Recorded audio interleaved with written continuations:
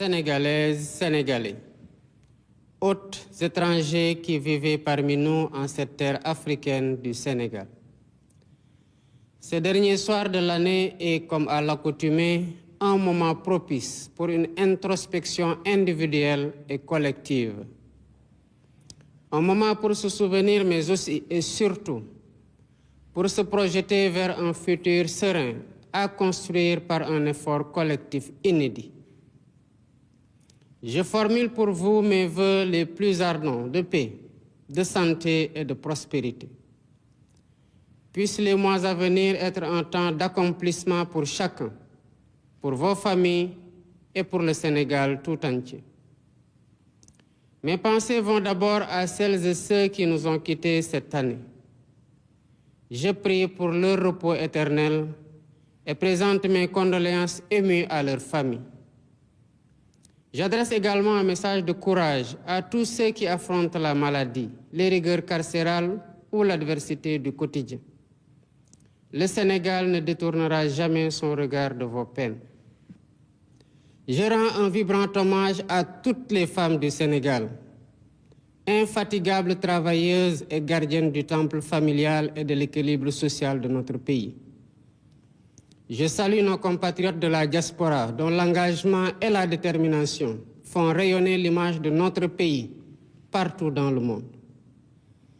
Je tiens à vous exprimer la reconnaissance de la nation.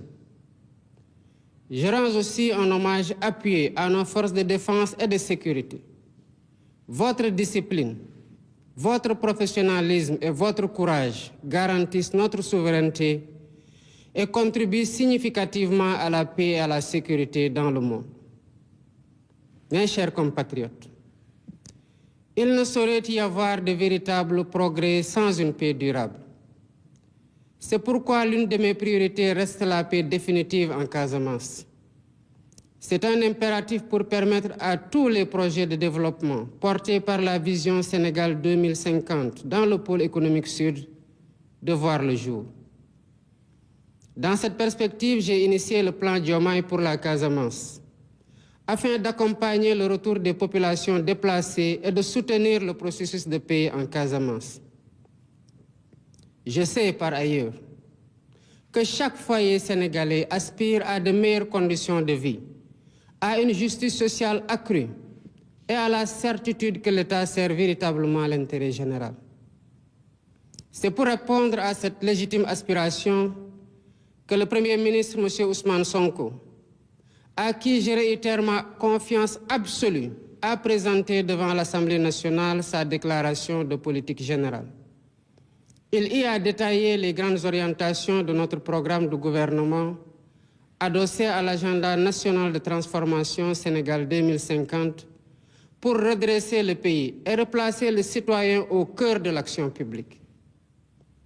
C'est dans ce même esprit que nous avons choisi la concertation et la consultation comme fil conducteur de notre gouvernance, afin de faire de chaque citoyen un acteur décisif de la rupture et de la construction nationale.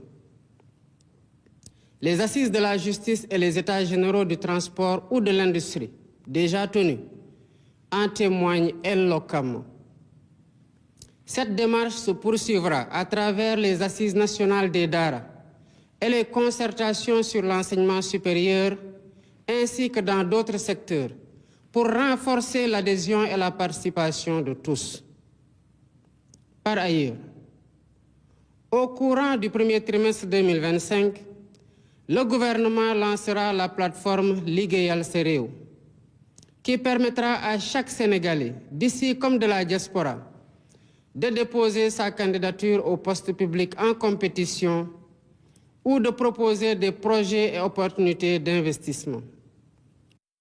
J'ai déjà instruit le bureau organisation et méthode de travailler à l'identification des postes clés devant être mis en compétition, de proposer des modèles types de fiches de poste et des règles d'organisation et de fonctionnement du comité de sélection des candidats qui me seront soumis au bout du processus pour nomination. Mes chers compatriotes, malgré les défis et les incertitudes rencontrés en 2024, Cette année charnière aura surtout été marquée par l'expression d'aspirations majeures, défendues au prix de grands sacrifices, par la vigueur de la raison démocratique et par l'émergence de perspectives porteuses d'espoir. En effet, le 24 mars 2024, vous m'avez largement accordé votre confiance, m'offrant ainsi le suprême honneur de présider aux destinées du peuple sénégalais.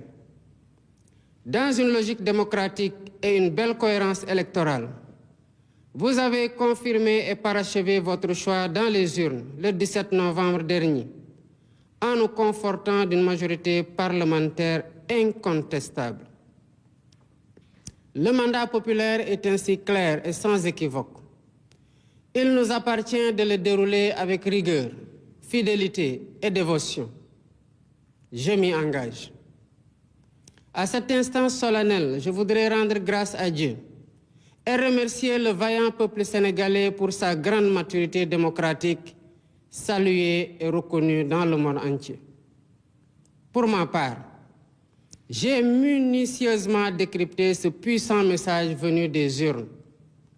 Dans leur grande majorité, les Sénégalais nous ont prêté les clés pour ouvrir les portes du changement systémique, ainsi que les fenêtres de la transformation nationale, dans la droiture, la probité et l'exemplarité.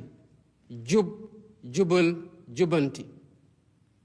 C'est dans cette logique que j'ai pris un nouveau décret organisant le comité d'orientation stratégique du pétrole et du gaz, COS-Pétrogaz, pour y donner plus de place à l'opposition, à la société civile, aux syndicats et à l'ordre national des experts. J'entends ainsi garantir une exploitation optimale et transparente des ressources pétrolières et gazières au profit de l'économie nationale et des générations actuelles et futures. Toutefois, force est de reconnaître qu'aucun changement, aucune rupture n'est possible dans un environnement de corruption endémique.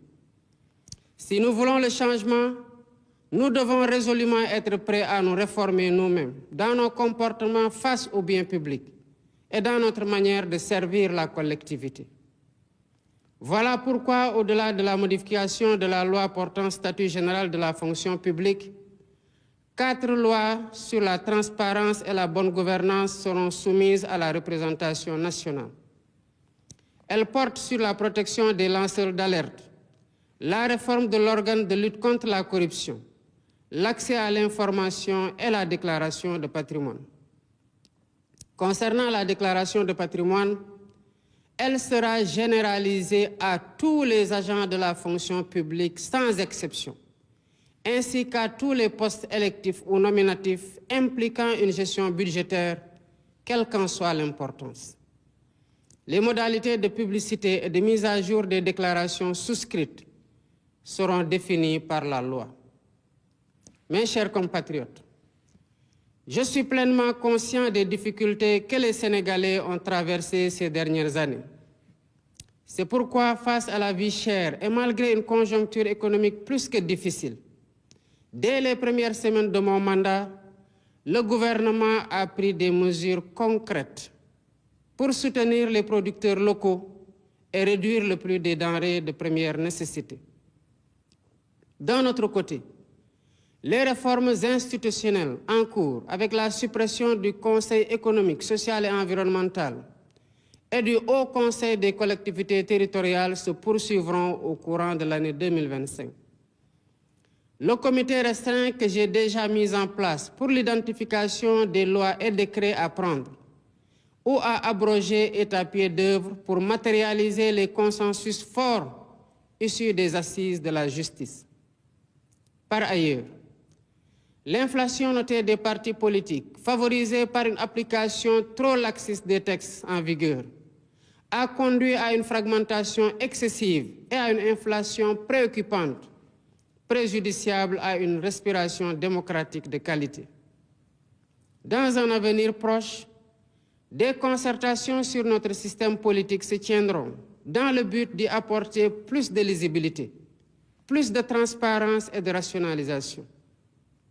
Toutes ces réformes, comme d'autres, vise uniquement à rapprocher l'État des citoyens, à mieux prendre en charge leurs aspirations et à asseoir les bases d'un Sénégal fier de ses valeurs et intransigeant sur sa souveraineté. La diplomatie sénégalaise, fidèle à sa doctrine, continuera à promouvoir les idéaux de paix et de justice, tout en apportant sa solidarité agissante et son soutien actif aux peuples opprimés du monde. Tous les amis du Sénégal seront traités comme des partenaires stratégiques dans le cadre d'une coopération ouverte, diversifiée et décomplexée. D'ores et déjà, j'ai instruit le ministre des Forces armées de proposer une nouvelle doctrine de coopération en matière de défense et de sécurité, impliquant, entre autres conséquences, la fin de toutes les présences militaires de pays étrangers au Sénégal dès 2025.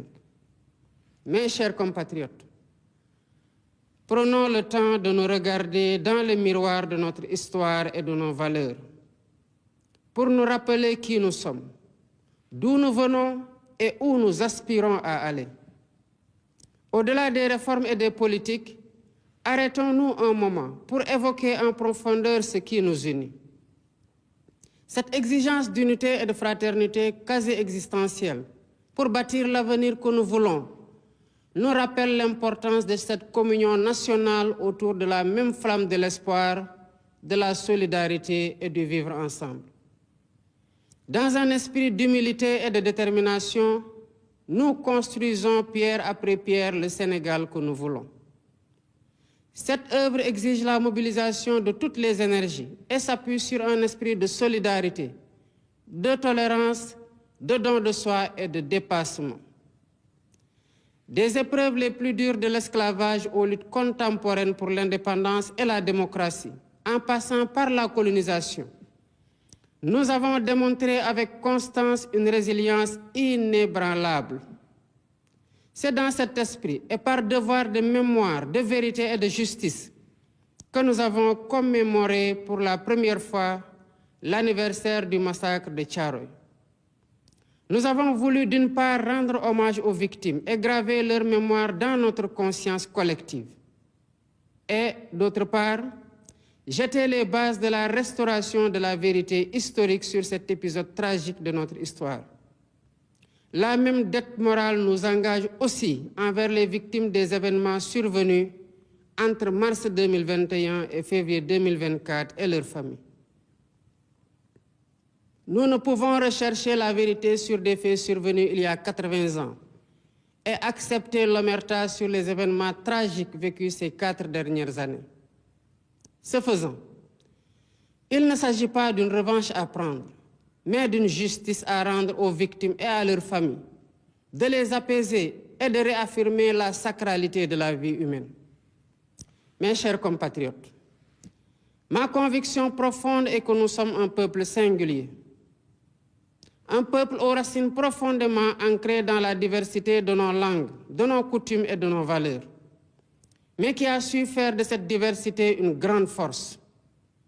Fort de cet héritage, il nous appartient aujourd'hui d'écrire un nouveau chapitre de notre histoire, où notre souveraineté est pleinement assumée, notre justice réellement vécue et notre prospérité partagée par tous. Lu ñëpp bokk, ñëpp jot ci.